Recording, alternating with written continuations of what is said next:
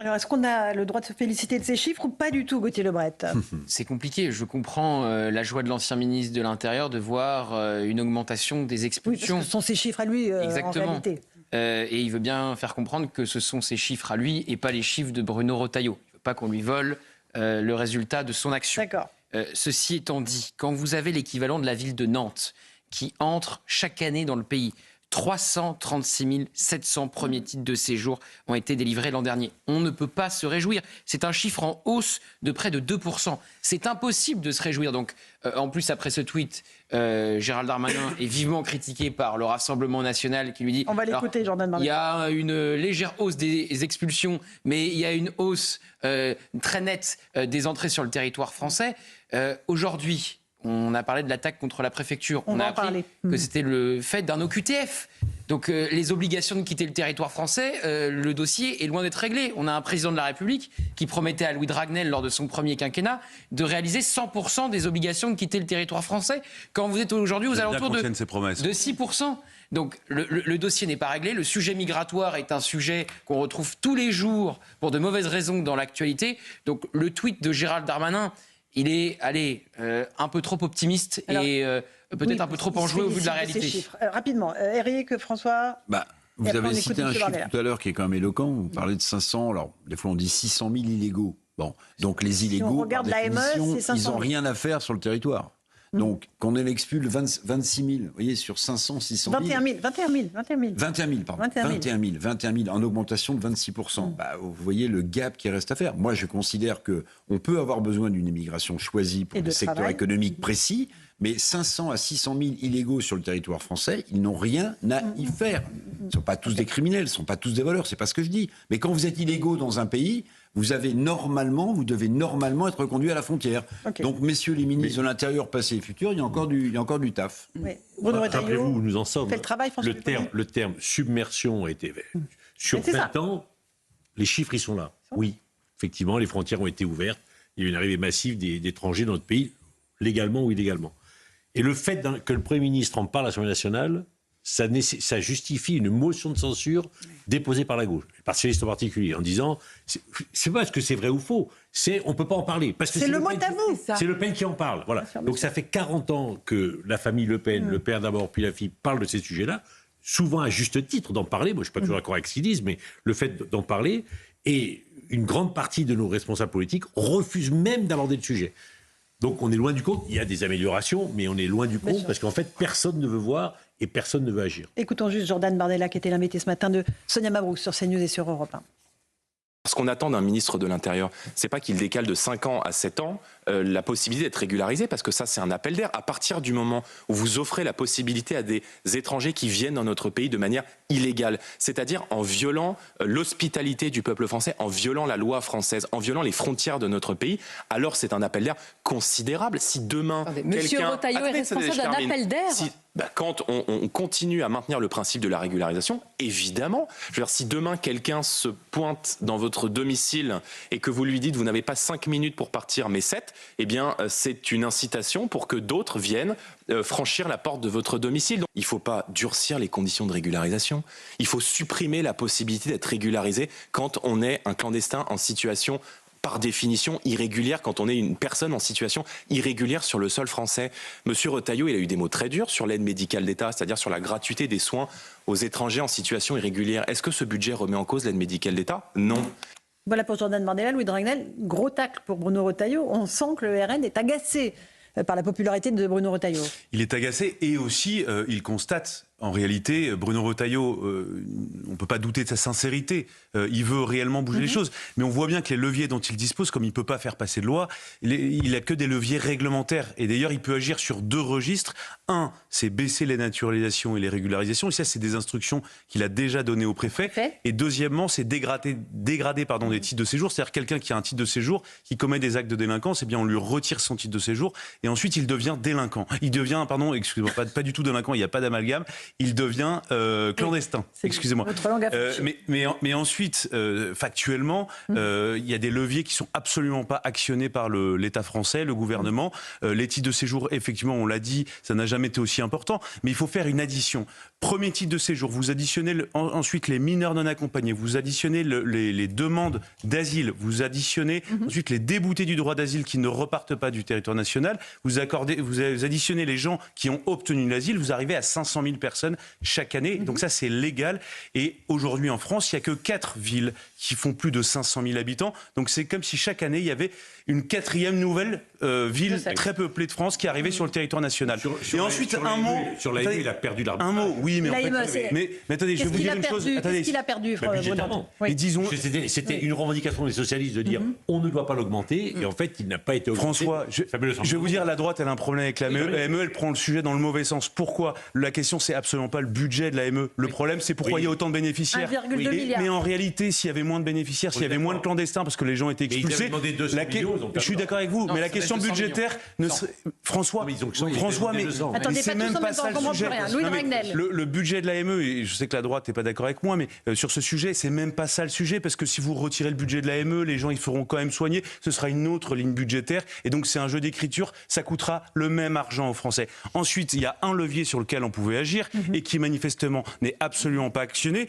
Quelles sont les nationalités les plus représentées dans les délivrances de premiers titres de séjour ? En numéro 1, ce sont les Algériens, 649 000 titres de séjour qui ont été renouvelés cette année. En numéro 2, ce sont les Marocains. En 3, ce sont les Tunisiens. Et vous voyez qu'il y a une surconcentration des pays du Maghreb, qui pour certains sont des anciennes colonies, des anciens protectorats, en tout cas des pays qui ont des liens avec nous. Donc ça montre qu'on a une histoire qui est absolument pas réglée avec ces pays-là. Je me dis simplement que compte tenu de la situation qu'on a aujourd'hui avec l'Algérie, comment est-ce que l'Algérie arrive en tête des premiers titres de séjour délivrés là-dessus, et on le sait tous très bien autour de cette table, le problème c'est que c'est pas Bruno Retailleau qui a la main, c'est le Quai d'Orsay. Donc ça c'est Jean-Noël Barrot, et c'est une décision aussi qui doit être impulsée par le président de la République. Et donc le problème c'est que les Algériens continueront d'être dans le classement, en tête de classement, tant que les accords de 68 ne sont pas dénoncés, donc ne sont pas rompus par Emmanuel Macron, qui a la possibilité de le faire. Donc tout le reste, c'est de la littérature. Vous avez beau raconter tout ce que vous voulez mieux maîtriser, vous mettez plus de policiers, et tout ça, ça ne sert à rien. C'est-à-dire qu'en réalité, on est en train d'essayer de colmater une fuite d'eau, si vous voulez, ça fuite de partout. On ne maîtrise absolument rien, et on colmate et on fait semblant, en expliquant simplement de dire que, en essayant simplement d'expliquer que il y a plus 3000 personnes qui sont expulsées. Mais franchement, c'est grotesque. Ben oui. Alors, Rachel Kahn. Non, mais c'est vrai qu'on a le sentiment qu'on est dans la politique des petites rustines. Comme ça. Et après, il y a des petits signaux. Il y a des petits signaux. Et après, moi, ce qui m'alerte le plus, c'est le fait de ne pas pouvoir discuter de ce sujet à l'Assemblée nationale. Je trouve ça fou. C'est-à-dire qu'il y a ce mot tabou d'immigration. On ne peut pas en discuter. Donc, en réalité, on ne peut pas mener une politique si on ne peut pas en discuter. Mais là, j'ai le sentiment quand même, avec ce qui se passe avec l'Algérie, qu'on est quand même dans une bascule malgré tout. Avec le contexte aussi... les OQTF tous les jours avec des problèmes qui mettent à mal nos concitoyens, en tout cas cet état de violence et d'insécurité, j'ai l'impression qu'on est quand même confronté à un contexte où les politiques vont être obligés de regarder la réalité en face. Bien sûr, mais le problème c'est que tout est mensonge. En réalité, tout est mensonge sur l'immigration. Parce que même quand vous regardez... Là, on a des chiffres quand même. Non, mais dans la manière dans laquelle les gens présentent les choses. Je vous donne un exemple. Est-ce que vous savez aujourd'hui quelle est la catégorie de personnes qui ont le plus de titres de séjour ? Ce sont les étudiants étrangers. Aujourd'hui, on vous fait croire que ces gens-là viennent pour le rayonnement. À peu près par an. On a dépassé les 109 300. C'est considérable. Il y a 10 ans, c'était 20 000 de moins. Et on nous fait croire que ça c'est pour le rayonnement de la France. En réalité, quand vous discutez avec des préfets, quand vous discutez avec des gens du ministère de l'Intérieur, c'est pas des étudiants de Harvard ou de la LSI qui demandent des titres de séjour pour venir en France. En réalité, c'est le premier moyen contourné d'accès à la nationalité française, d'accès au territoire français. Et donc ce sont des gens qui s'inscrivent dans des formations à la fac dont ils savent absolument qu'il y aura aucun contrôle. Ils se font des virements bancaires entre eux pour donner l'illusion qu'ils sont solvables et qu'ils ont les moyens d'assurer leur vie sur place. Mais tout ça, c'est complètement faux. Et vous allez voir plein de politiques qui vont vous dire mais il faut encore plus d'étudiants pour le rayonnement de la France. Mais en réalité, voilà, c'est complètement faux.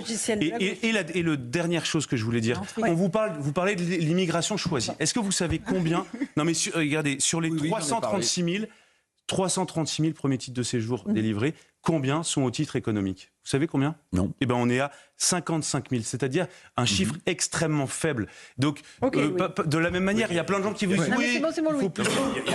Mais c'est un sujet capital, Laurence. Non, mais c'est un sujet que vous maîtrisez, donc c'est bien. Non, mais c'est fondamental. Aujourd'hui, quand on remet les papiers français à une personne qui a obtenu le titre de nationalité, ça se fait officiellement dans les mairies, dans les préfectures. Et moi, je voyais bien quand on le remettait. Il y a tout un processus, une cérémonie qui est organisée. On remet ça éventuellement à quelqu'un qui travaille, mais à toute la famille. C'est-à-dire qu'il y a les enfants. Donc, sur un titre de séjour, en fait, il y en a 5 ou 6. Après, il y a le droit du sol. Bien sûr.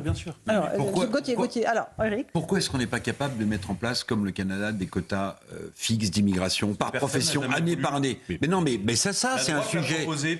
Ça, c'est un sujet. Et maintenant, sur l'AME, je vais vous dire quelque chose, cher Louis Dragnel. Moi, j'aimerais connaître la position exacte de Bruno Retailleau. Parce qu'il me semble qu'il a embauché dans son cabinet un conseiller influent qui s'appelle Patrick Stefanini. Pas son cabinet, mais il l'a nommé. Très bien, il l'a nommé, très bien. Donc il l'a à côté de lui. Je vous dis ça parce qu'il avait publié un rapport qui concluait, si ma mémoire est bonne, que l'AME ne constituait pas, d'après ce travail, un aspirateur pour faire venir des immigrés illégaux ou pas. Donc l'AME, il faut quand même le rappeler, c'est une aide médicale qui est réservée aux illégaux. Aux illégaux. Donc, quelle est la position exacte de Bruno Retailleau sur le sujet? Alors, vous allez me le dire. Mais le sujet encore très bien. Il veut la supprimer. En laissant un panier de soins. En réglant les OQTF, il n'y aura plus de problème d'AME. Ce sera même plus un sujet. Mais non, mais faut le prendre par le bon bout. Mais vraiment. D'accord, mais alors, il veut la supprimer et résultat des courses, on la maintient en l'augmentant du niveau de l'inflation. Mais Eric, je suis désolé de vous dire ça. Donc, c'est bien de défiler avec les policiers pour les soutenir, mais sur des décisions aussi importante, Bruno Retailleau monte un peu plus au... Eric, si vous supprimez l'AME demain, il y aura toujours autant de clandestins et ils se feront toujours soigner. Bon, alors, Gauthier Lebret, le mot de la fin. Supprimons-la, puisqu'ils seront soignés. Ça nous permettra d'économiser un milliard. Réduisons, concentrons-nous sur les OQTF et l'exécution des OQTF. Monsieur Lebret, vous avez la parole, prenez-la. Merci, Laurence. Ce qu'il faut quand même retenir de ces chiffres, alors qu'on est en pleine tension avec l'Algérie. Donc, comme le disait Louis, les 3 pays du Maghreb arrivent en tête des primo-délivrances, ça fait un quart des titres. Le ministre a également souligné le dynamisme des demandes de renouvellement faites par l'Algérie, plus 24%.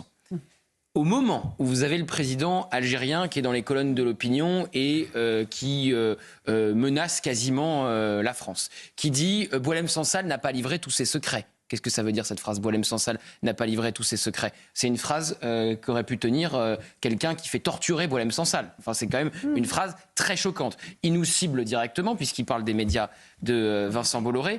Donc, on a un président... Moi, le problème, c'est pas le président algérien qui prend la parole. Le problème, c'est le président français qui ne dit rien. Mais rien de rien, pas un mot. Il a fait un petit mot devant les ambassadeurs sur Boualem Sansal. C'est tout. Depuis, rien du tout. Pas une mesure de rétorsion n'est prise contre l'Algérie. Alors, il y a eu les visas, ça a duré quelques semaines, et puis on s'est couché. Il y a l'ardoise que laissent les dirigeants algériens, les hauts dignitaires, dans les hôpitaux. C'est 40 millions d'euros. On ne fait rien. Et donc, on apprend que sur l'année qui vient de s'écouler, l'Algérie fait des demandes de renouvellement en hausse de 24% et est dans le top 3 pour les premières délivrances de titres de séjour. C'est juste hallucinant. Le problème, c'est pas tant l'Algérie qui nous menace, le problème, c'est la France qui se couche. Parce qu'on se couche. Mais néanmoins, sur les chiffres concernant l'Algérie, sur les éloignements effectifs, il y a une hausse de 18% des éloignements effectifs avec l'Algérie. On passe de quasiment zéro à... Première nationalité en CRA. En centre de rétention administrative. Première nationalité. On était à 2, oui, on doit passer à 25. Non, simplement pour compléter ce que disait... Il faut dire aussi ce qui va pas si mal, parce que sinon le tableau est complètement sombre. C'est pas vrai que ça va pas si mal. Non. Avec l'Algérie, c'est une catastrophe. Mais Laurence, on arrive quand même à éloigner un peu plus. Allez, dernier mot. De refus de... Un mot. On vient de se prendre hier encore. Mais ça, c'est symbolique. Mais non, c'est pas symbolique. Ils veulent plus en reprendre un. Ils veulent plus en reprendre un. C'est dans les symboles, Laurence. Non, un mot quand même. S'il y a une réponse de l'Élysée, du Quai d'Orsay, il y avait un très bon papier ce matin de Jacques Serret dans la matinale d'Europe 1 qui a appelé, qui a mené l'enquête. Et la réponse est très claire. Voilà ce qu'on nous dit, ce qu'on dit à Europe 1. Tebboune ouvre la porte. Notre brouille est allé très loin et il revient vers nous. Qui dit ça? Ça, c'est les sources gouvernementales françaises. En gros, c'est pas si grave. Et si vous voulez, les relations bilatérales entre deux pays sont faites de tensions.